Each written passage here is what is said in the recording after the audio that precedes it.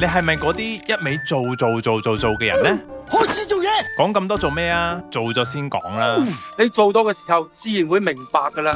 南非功能神經學家 Jerome Lube 幫我哋整合咗5、6、7嘅外在表達、內在強項同埋焦點。今次我哋又睇下行動智慧8號、9號、1號啦。俾我睇下。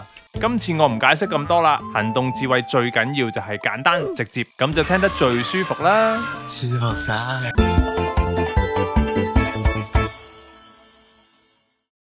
各位同學大家好啊，歡迎翻到嚟導師噏乜狗，我係你嘅導師阿康。行動智慧嘅外在表達係同經驗習慣非常之有關係噶。你身邊實有啲 friend 咧，對住啲唔熟嘅事就會好易輕機噶啦。因為人哋教你煮餸嗰啲咧，擺葱又一個碟，擺蒜又一個碟，乜乜一個碟，咁人哋啲份量就係3、4個人，我照煮翻3、4人，因為我唔識縮窄煮2個人。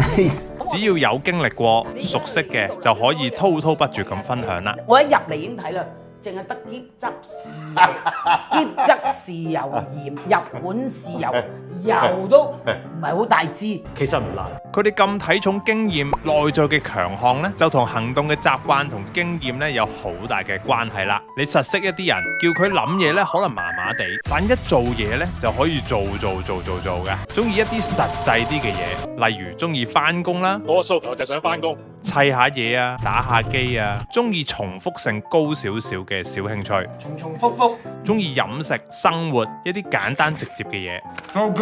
其實唔難。咁行動智慧嘅焦點又係乜嘢呢？就係有冇機制啦。呢個制度啊，佢哋嘅終極目標離不開都係3件事：建立一個唔會打敗仗嘅準備機制啦，建立一個唔使諗自己嘅習慣機制啦，建立一個清晰指示嘅標準機制啦。對，都係令自己唔使諗，有得跟。我跟。你有冇諗起邊個呢？猛諗住佢係，佢就係噶啦。我又俾咁多位同學一個小任務咯。正所謂要省察自己的行為啊，觀察下自己或者身邊嘅人有冇係咁做呢？做咩事啫？你哋吓？留言分享下你嘅觀察，等我哋一齊分析下。同埋你咁高行動力，快啲撳個訂閱掣啦！問題喺個制度啊。其實仲有一個外在嘅特徵呢，係 Jerome Lube 冇特別提噶。行動智慧入面呢，有2個型號呢，係容易睇落肥少少、大份啲咁多噶。你當我白痴啊？其實背後有啲原因嘅，不過我依家話你知。